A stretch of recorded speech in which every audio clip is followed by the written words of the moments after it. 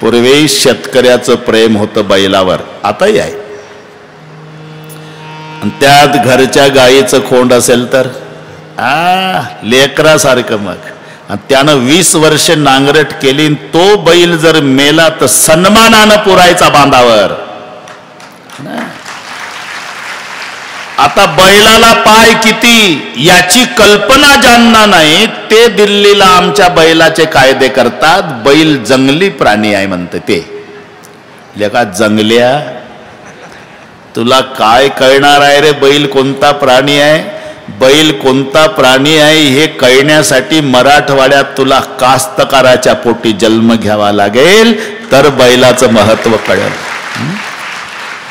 महाराज, बैलाचा दावा घालणारी माणसं आहे पुणे जिल्ह्यात. बैलाचा दावा, त्यानं त्याच्या बापाचा दावा नाही घातला आणि तो कायदा आमच्या बैलाचा करतोय. अरे तो जर बैल मरण पावला तर सन्मानाने बांधावर पुरायचा त्याला.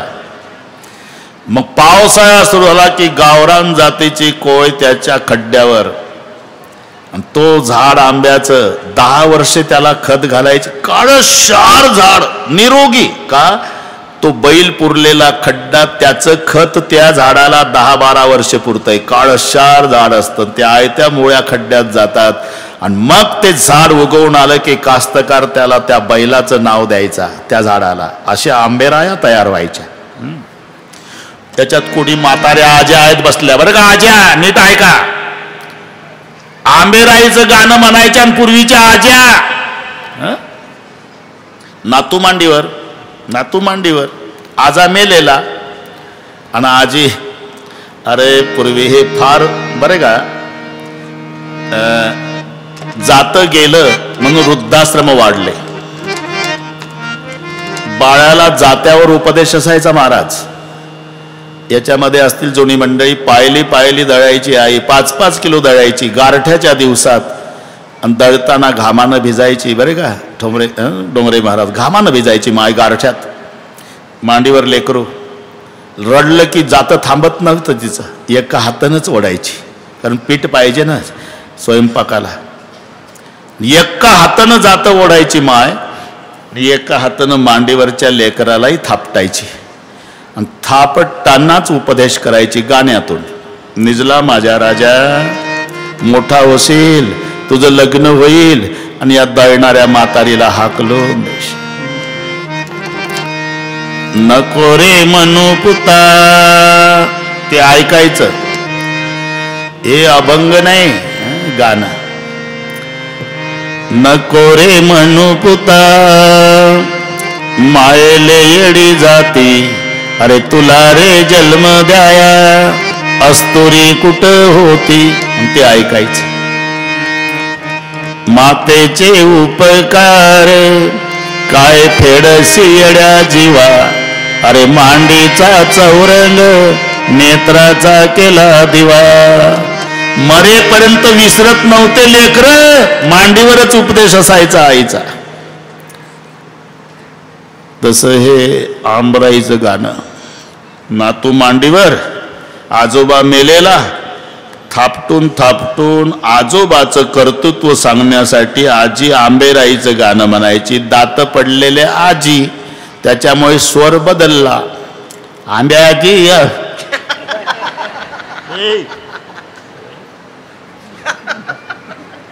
नातू मांडीवर आहे बरं का. तुम्ही झोपल्या आजीच्या मांडीवर, तुम्हालाही माहिती आहे. आंब्याची अंबराई, आल्या गेल्याले सावली, तुया आज्यानं लावली. एवढाच उद्देश.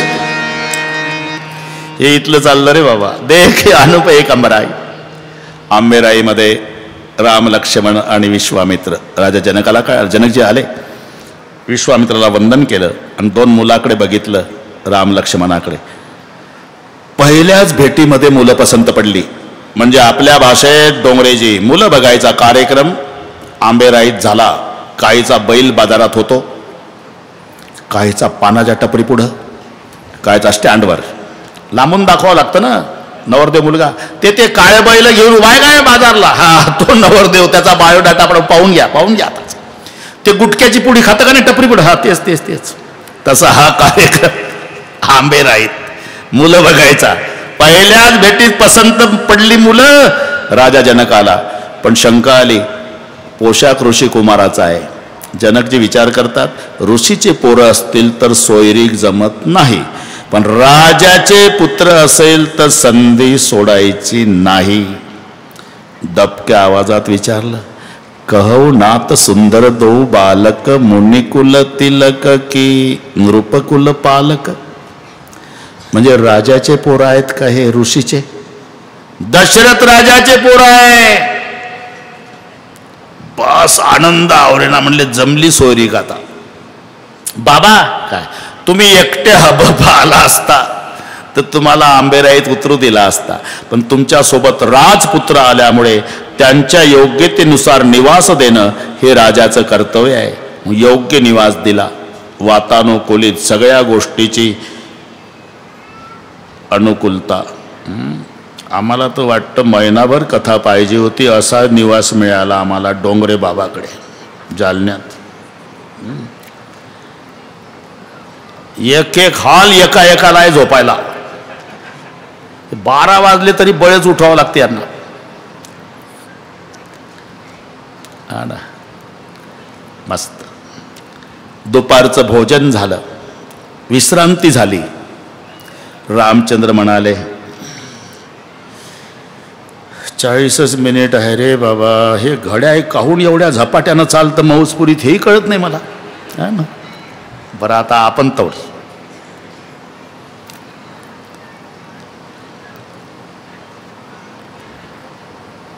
नगर बघायचं आहे.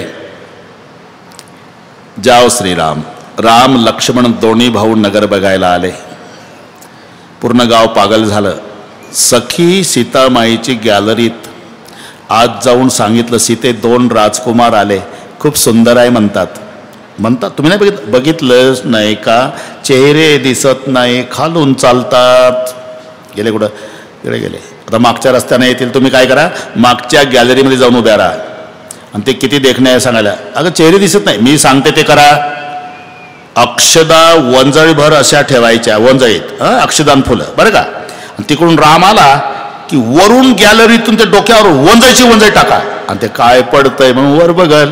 किती देखणं आहे ते सांगायला आत या. ही सीतेची युक्ती. मी तिथंच होतो म्हणून भानगडी माहिती आहे मला. आला वंजळी. तुम्ही होते डोंगरे बाबा, तुम्ही होते. उगच भेटलो का आपण? तुम्ही झाले राम राजे, आम्ही वानरेच्या फौजे. तुम्ही यशोदेचा बाळ, आम्ही 9 लक्ष गोपाळ. तुम्ही आले पंढरपुरी, आम्ही झालो वारकरी. म्हणून तर भेटी चालू आहे आपल्या. तिथं टाकली वंजळ.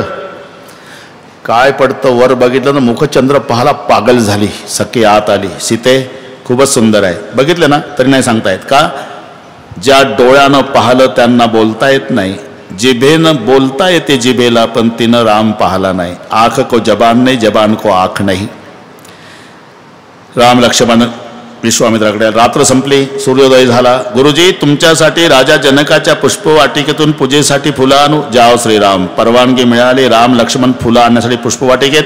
त्याच दिवशी 8 सखे समवेत सीतामाई गौरी पूजन करण्याच्या उद्देशानं सुनैना मातेच्या सांगण्यावरून पुष्पवाटिकेत. 2 सख्या पुढे, 2 डावीकडे, 2 मागे, 2 उजवीकडे. सर्वात पुढे एक सखी होती. फुलं तोडणारा राम बघितला आणि ती पळत आली. सीता, जिन्होंने कल पूरा गांव पागल किया ना, देखन बाग कुंवर 2 आए. आता सखी पुढे, सीता मागे. सीतामाईचे 3 अलंकार, कटी मेखला, पायातली पैजन, हातातले कंकण. आणि पैजनाचा आवाज ऐकला राम प्रभूनं. बघितलं दबक्या आवाजात, लक्ष्मणा. हा दादा, ते बघ सीता, हिच्यासाठी चाललंय बरं का स्वयंवर.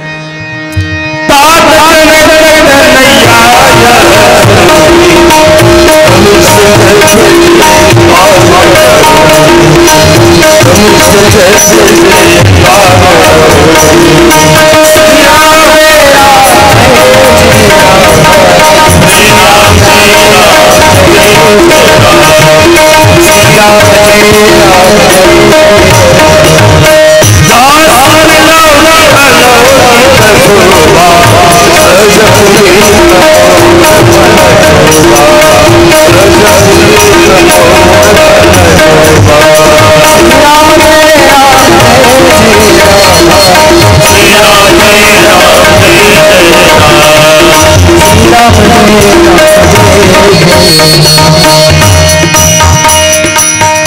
सीतामाईनं भावुक दृष्टी लक्ष्मणावर प्रभूकडे पाहलं, डोळे बंद केले. चल जानकी कल आएंगे हम, यो भी लोग कल आएंगे, गौरी पूजन करना है. आणि म्हणून सखी संवेद सीता गौरीचं स्तवन. आपण 1-2 मिनिट सर्वांनी हात वर करा. चलो.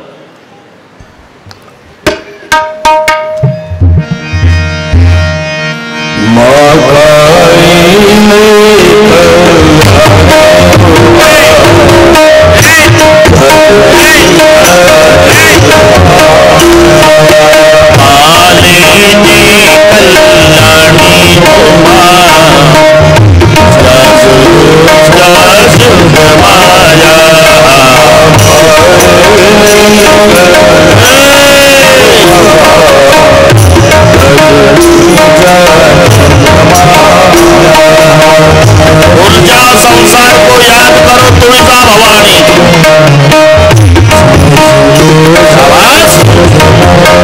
माया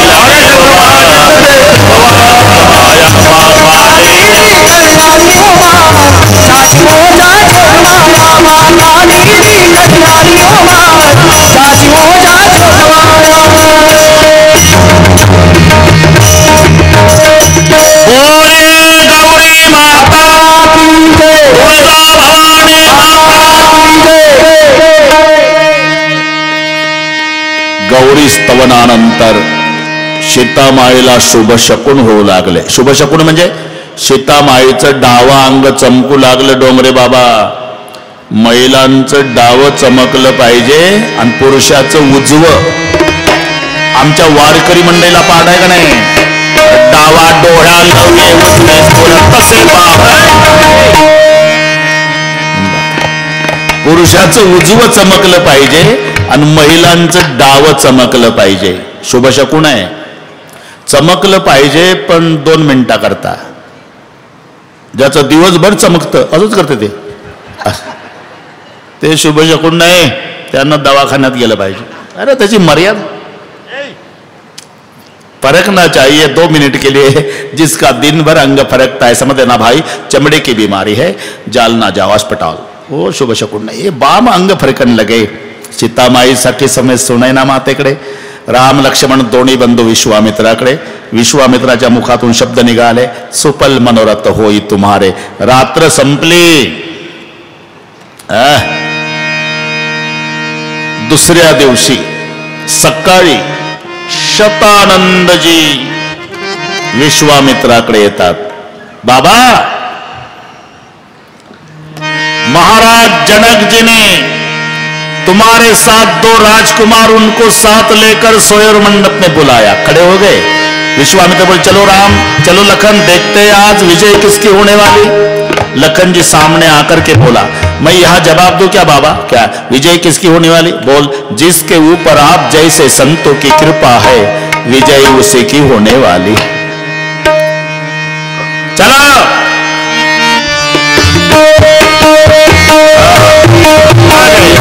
राम लखन को साथ लेकर विश्वामित्र स्वयं मंडप के महाद्वार. सबको पता लगा रंग भूमि आए बहुमाई अद्भुत सब पुरवासित पाई करे सकल पुरकात सारी बालक बालक रतन नारी.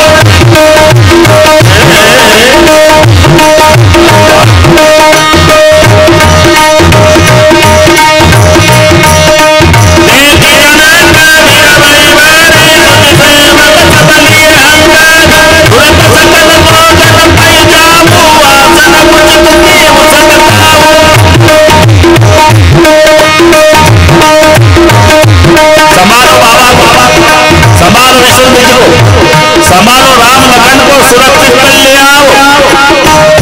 उंच मंचकावरती राम लक्ष्मण आणि विश्वामित्र विराजमान. देशोदेशीचे राजा आपापल्या आसनावर. सीतामाई धवलफुलाची माला घेऊन सगळी समेत उभ्या. सर्वांचं लक्ष राम लक्ष्मणाकडे.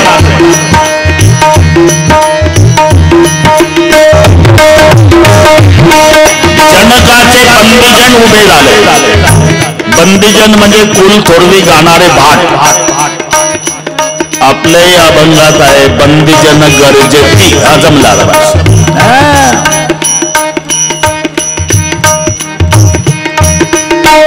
बंदीजन खड़े हो गए.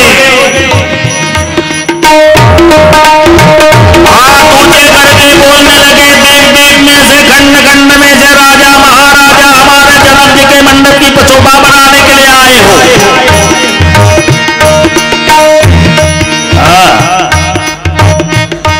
बोले बलबी वचन वर, बोले बलबी वचन वर, सुनाओ सकल मैं बात. बोले बलबी वचन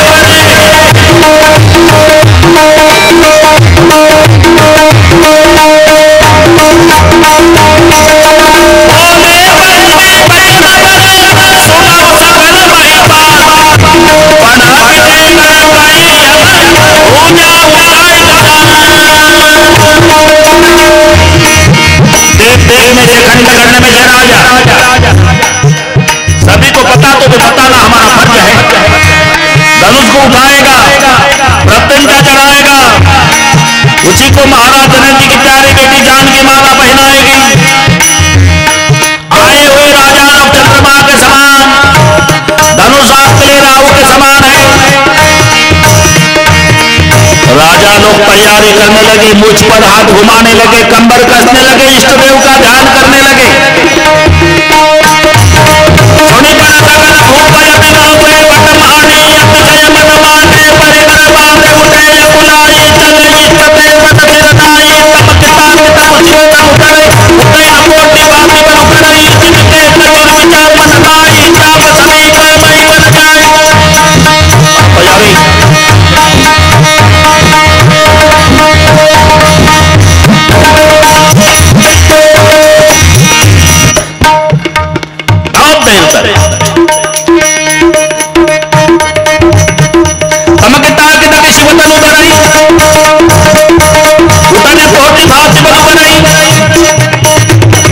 जिनके कचिर विचार मननाई चाप सनी कर मई बन जाए।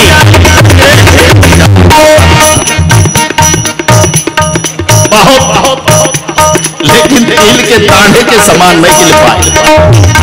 सगळ्या राजाने विचार केला का रे जनक राजाला 10,000 पैलवानाच्या द्वारा धनुष्य उडत आणता आलं, आपण 10,000 राजा मिळून काय बिघडत, काय बिघडत उठो 10,000 राजा।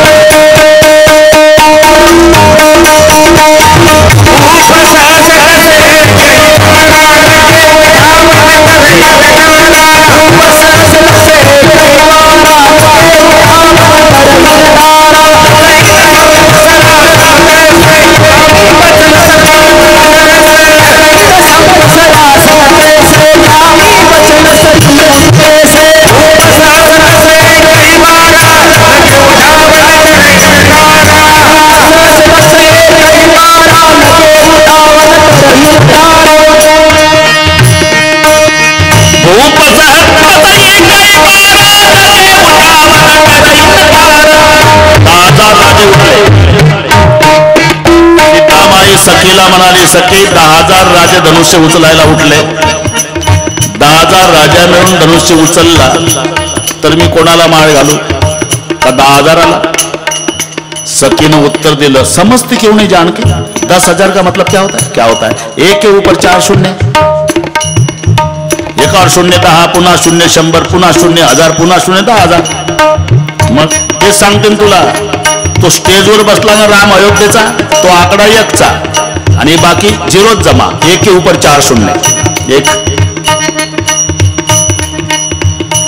10,000 राजाने प्रयत्न करत तिळाच्या डाळ्या इतकं हल्लं आणि सगळे राजे उतरल्या चेहऱ्यानं आपापल्या।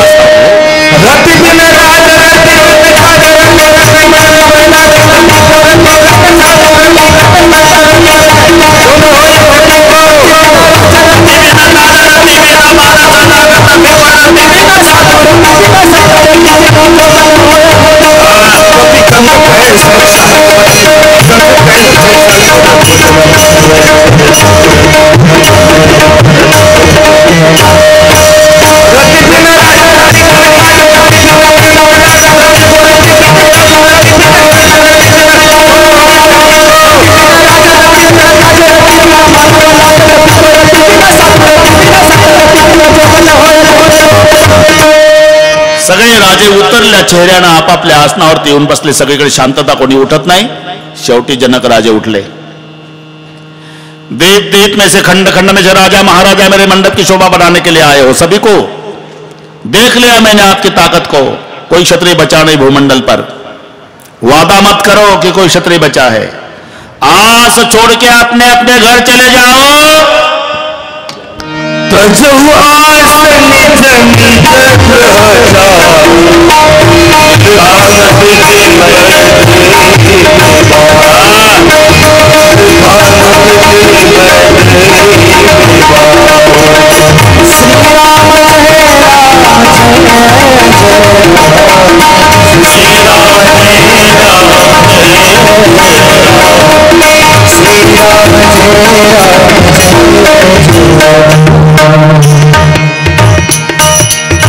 आस छोड़ के अपने अपने घर चले जाओ, तरी कोणी उठत नाही।